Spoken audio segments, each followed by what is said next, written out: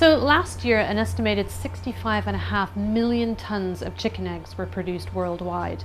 Most of these eggs are table eggs, or the eggs that we eat, but some of the eggs are kept for hatching new flocks of broiler chickens or laying hens, and a small proportion of eggs are kept for vaccine production. Asia is the biggest producers of eggs in the world, with about 59% of the market, followed by the Americas with 20%, Europe with 16%, and Africa and Oceania bringing up the last 5%. Here in the UK, in 2013, we produced almost 27,000 cases of eggs. There are 360 eggs in a case, so you get the picture, it's a lot of eggs. 75% of these were produced in England and Wales. Egg production can be further broken down into housing type. In Europe, laying hens are largely housed in one of 4 methods of production. We're going to discuss these in greater detail in a few moments. So before we get into production systems, it is helpful to understand what types of commercial breeds of laying hens are used. They can largely be split into 2 types, brown or white egg layers. Usually brown hens lay brown eggs and white hens lay white eggs. In much of the EU and North America, white eggs, and thus white hens, are most popular. These breeds are often smaller in size than brown hens, but they lay more egg mass, that is, the weight of all eggs produced, in a year than brown hens. A typical white hen probably looks like this. Brown eggs are preferred in the UK, so we have mostly brown hens for table egg production. So let's look at the process of egg production from start to finish. First of all, we need to have breeding flocks that will produce our chicks that will eventually grow to be adult laying hens. Breeding flocks consist of adult males and females kept at a ratio of about 1 male for every 10 females, and this maximizes their breeding potential. These adult breeding flocks are typically housed in loose house systems, in other words, on the floor with litter or wood shavings cover. They're kept with nest boxes and they're allowed to mate naturally. The eggs that they lay are collected, and these are kept in a cool storeroom for up to about 10 days, and until then we can collect lots and lots of fertilized eggs. The eggs are stored before incubating so that the hatchery can build up a large number of eggs, which are then incubated all together, and thus they also hatch together. This is known as synchronized hatching.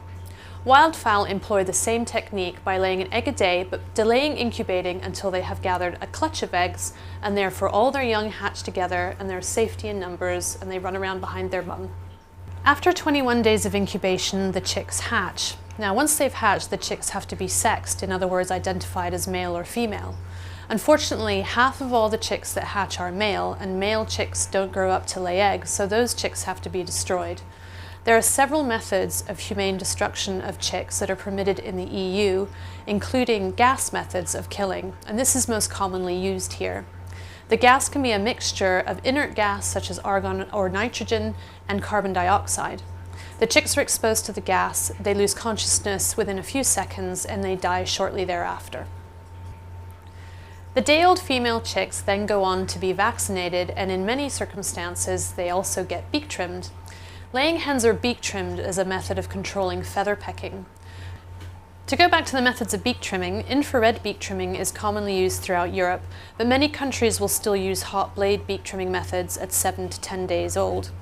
The infrared method passes an infrared beam across the chick's upper and lower mandibles, which destroys the blood supply to the beak tip. After a couple of weeks, the dead tissue sloughs off and a duller beak tip is left behind. In contrast, the hot blade method uses a heated, sharp blade to both cut and cauterize the beak tip. The advantages of infrared beak trimming is that it does not require additional handling of the birds at 7 to 10 days of age, and also that it has been shown not to cause neuroma formation, which is also another name for nerve damage. It also doesn't show evidence of chronic signs of pain in the birds that are treated. In contrast, hot blade trimming does cause nerve damage, although young birds are less prone to showing signs of nerve damage than, say, older birds that need to be trimmed when there's been a feather pecking outbreak. So after beak trimming and vaccination, the chicks are transported in temperature-controlled vehicles to a rearing farm. They're not provided with any feed or water during this period, and that's okay as long as the transport takes no more than 24 hours. And the chicks must arrive at their destination within 72 hours, or in other words, 3 days of hatching. The reason we can transport chicks like this is that they have now internalized the yolk sac that they were living off of when they were in the egg. And the yolk sac provides them with enough food and water to keep them going until they get to the rearing farm and they're supplied with food and water by the farm. It is essential, though, that once they get to the farm, they're given access to food and water straight away. So now our lovely female layer chicks have arrived on the rearing farm. What might a rearing farm look like? Layer chicks, which are also known as pullets from now on until they're sexually mature, are broadly reared in one of three types of housing conditions. One of those conditions is cages. Sometimes layer pullets are reared in cages from day old, but sometimes they're reared in cages from about 7 to 8 weeks of age after a short period of being reared on the floor. Those birds that are reared in cages go on to be housed in cages as adults. Another housing method is being floor reared, and that means from the day the chicks arrive at the rearing farm, they're on the floor with wood shavings, litter, or something similar, and they stay in that system until they're transported at point of lay. The third system is a multi-tier system. Now these chicks will be reared in this system only if they're going on to live in a multi-tier system as adults. So it's important that we try to match the housing system that the pullets go to in rear to what they're going to be living in when they're adults in lay. Otherwise, birds don't adapt very well. And that's particularly important if the laying hen system is going to be quite complex. So for example, you could take a rearing pullet from a fairly simple floor rearing system to a pretty uncomplex system like a cage system, but you couldn't go from a very simple rearing system like a floor system to the multi-tier aviary system because the birds won't have learned how to ascend and descend through the system. We're not going to talk in further detail about pullet rearing or pullet welfare issues here, but if you'd like more information, you can go to your Coursera course page. At about 16 weeks of age, the pullets are transported to the laying farm. This requires catching and handling, placing them into transport modules, and a road trip. Within a few weeks of arriving at the laying farm, the pullets are brought into lay, and we do that by stimulating them by light. We give them a longer day length, and we also increase the light intensity with the overhead lights. This means that they become sexually mature and they start to lay eggs. And so from now on, I'm going to refer to them as laying hens. So our hens have now arrived at our laying farm. Well, what would a laying farm look like?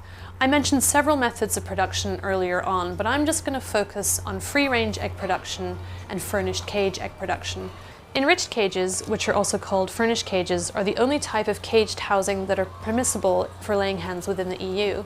They were designed to give hens more opportunities to express their natural behavior, to be more comfortable as well, and they are an improvement over the barren cage in that regard, but they are still criticized for limiting hen behavior. These enriched cages must provide 750 square centimeters of floor space for each hen, plus a nest box, scratch mat, perches, a feed trough, and nipple drinkers. Let's look at these cages in more detail.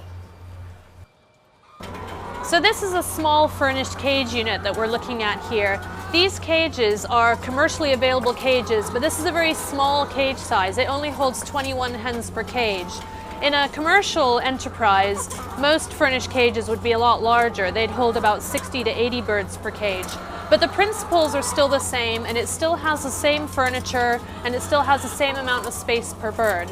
So if we look at this cage in front of me, let's look at some of the detail of what the hens have available to them. Here in front of the birds, there's a food trough, and in the food trough is the layers mash that they eat. And then if we look into the cage, and we will look inside in more detail in a moment, but at this end where the cage is brightest, there's a pecking and scratching mat underneath these hens here. Then running from side to side, there are perches where the birds can stand, and particularly at nighttime while they're roost. At the back of the cage, there are nipple drinkers where they can get access to water. And at this end of the cage, where the cage is darkest, there's a nest box. So you can imagine that all 21 of these hens would really struggle to show pecking and scratching behavior on that pecking and scratching mat at the same time. Hens are very sociable animals, so they do tend to like to do things together. But in this case, it would be impossible. Also, you can imagine that after some food is dispensed onto that scratch mat, after the third or fourth bird has been there to peck and scratch at it, there won't be any food left there anymore. Hens will also probably try and show dust bathing behavior, which I was just talking about, on that pecking and scratching mat. But because the behavior is incomplete, we call it sham or vacuum dust bathing.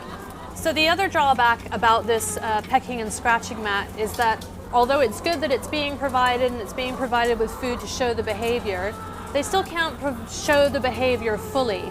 So in a wild type environment, these hens would be out showing foraging behavior, which is pecking at and scratching at the dirt and the earth floor in order to find food particles. Now in this situation, they can only show it in a very limited area, and as I said earlier, that food will quickly disappear. So most of the hens that come to show the behavior don't have anything to find when they show pecking and scratching. So this is the nest box end of the furnished cage, and it's a little dark and gloomy here, but it's supposed to be because we want the nest box area to be a bit more dark and secluded from the rest of the cage. Now you can see on the side of the cage here, there are some plastic strips that are hanging down. The hens can push through the plastic strips so that they can get into the nest box, but those strips help keep the light from penetrating the nest box. And in this particular design, the front of the nest box is solid. Again, that stops the light getting into the nest box. And then if we look into the nest box itself, the floor of the nest box is different from the rest of the cage. It's not just the plain wire.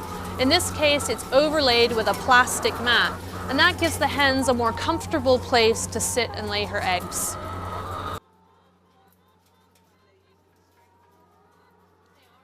So we're in a commercial furnished cage unit here, and it's very different scale to the one we saw a little earlier in this MOOC. A commercial unit like this would typically have 4 sheds, and we're standing in one of them. And within that shed, there will be 7 banks of cages, and we're standing between 2 banks here. Now, in a bank, in this particular house, there are 10 tiers of cages, and we're standing on sort of the second floor with the top 5 beside us and above us. And the cages are 22, or rather the bank is 22 cages long.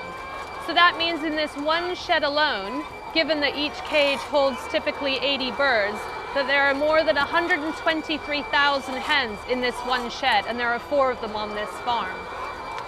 Now, much like the cages we saw earlier, the furnishings are the same. They still have to fulfill the legal requirement. So every one of these cages has 15 centimeters of perch space per hen. It has 12 centimeters of feed space, and it has a nest box and a scratching area. And we'll look at some of them specifically in a moment. But something that's important to point out about this unit is that although the floor print of the building is fairly small, because we can put birds in cages one above one another, it means that we really have made good use of space, and we can hold a lot of animals in this one building. Now, if these hens were all kept free range, we would need a lot more space to keep them. And this is really driven by egg marketing demands. So people like to eat a lot of eggs, so we need to keep a lot of hens. Now, because the way the egg market's working at the moment, these cages, although they house 80 birds per cage, at the moment they're only stocked at about 85% of their capacity. And that's because the demand for caged eggs is a little lower than normal. And that just means that the hens in here have a bit more space than they would normally, and perhaps in the next flock they'll be up to 100% stocking density. One of the advantages to a cage system is that the laying hens are separated from their droppings, so it means that the risk of them getting infected with parasites or getting diseases is reduced because the animals are separated from their feces. Another advantage to this system, which is in part affected by that reduced incidence of disease, is that mortality is low. In a typical furnished cage system like this one, mortality would only be about 2%. So much like the furnished cage system we saw earlier, we have a scratch mat here, and in this case it's here in about the middle of the cage. And the food comes out of the food trough through a hole and will go onto the scratch mat where the birds can peck at it and scratch at it. Now, the layout of this cage design is a little different to the one we looked at earlier. The perches this time go front to back, but the nest box is again up one end of the cage where it's darkest. Because these cages are much bigger than the ones we saw earlier, there's actually a nest box at this end to my left and also one down past me to the right. And this cage is also twice as deep as the cage system we saw earlier because it needs to hold a lot more hens.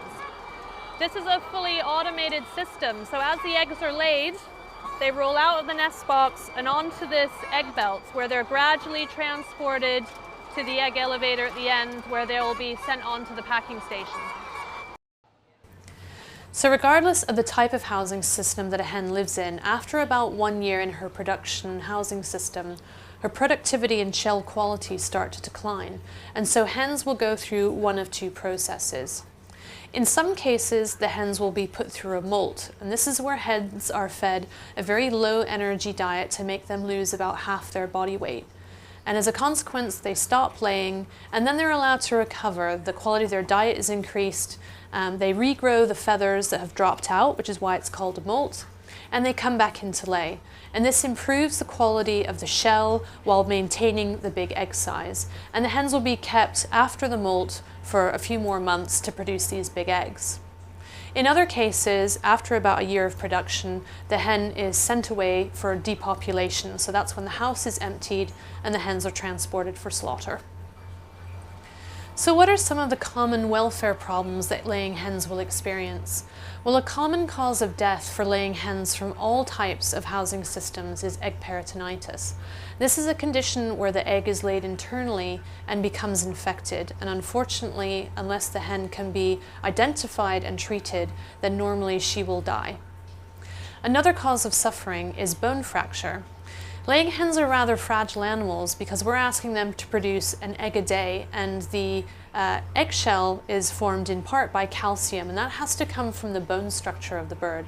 As a consequence, the bird is often fairly osteoporotic, her bones are quite fragile, and so she is likely to cause herself injury when she bumps into things like perches or cage furniture or furniture in the house, such as nest boxes and drinkers.